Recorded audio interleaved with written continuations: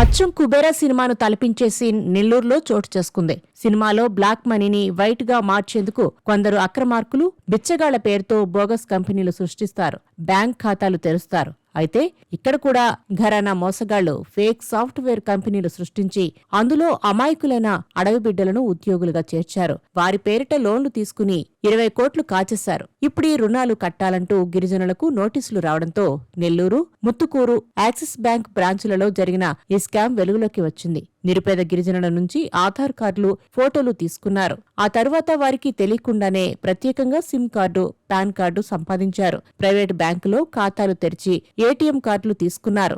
4 నకిలీ కంపెనీలు సృష్టించి అందులో 56 మంది ఉద్యోగులు పనిచేస్తున్నట్లు రికార్డులు తయారు చేశారు. వారి పేర్లతో నకిలీ గుర్తింపు కార్డులతో పాటు నకిలీ పే స్లిప్లు తయారు చేశారు. బ్యాంకు నుంచి 20 కోట్లు కాజేశారు. జిల్లాకు చెందిన నలుగురు ఓ ముఠాగా ఏర్పడి నెల్లూరు, కావలి, విడవలూరు తదితర చోట్ల ఏజెంట్లను నియమించుకున్నారు.